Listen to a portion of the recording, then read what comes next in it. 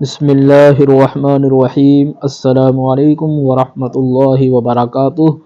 الحمدللہ، آج ہم اردو زبان کی چوتھی کتاب کے 10ویں سبق کے الفاظ و معانی یاد کرتے ہیں۔ یتیم وہ بچہ ہوتا ہے کہ جس کا باپ انتقال کر چکا ہو، اس کو بچپن کی حالت میں چھوڑ کر۔ رحلت کے معنی کوچ کرنا اور دوسرے معنی موت کے آتے ہیں۔ صلحہ نیک لوگوں کو کہتے ہیں۔ تقاوی وہ امداد ہوتی ہے، وہ مال ہوتا ہے جو سرکار کی طرف سے کاشتکار کو ملتا ہے۔ اسراف کے معنی فضول خرچی، تعبیر کہتے ہیں خواب کے نتیجے کو۔ وصیت کہتے ہیں مرنے والے کی ہدایت۔ مربی تربیت کرنے والا۔ یک لخت سراسر، ظروف برتنوں کو کہتے ہیں۔ معتقد اعتقاد کرنے والا۔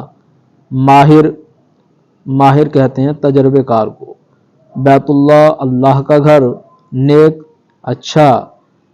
منش آدمی۔ شکم سیر پیٹ بھرا ہوا ہونا۔ خانقاہ درویشوں کی جگہ۔ رشوت ستانی رشوت لینا۔ شگون فال۔ الحمدللہ، آج کے ہمارے الفاظ و معانی مکمل ہوئے۔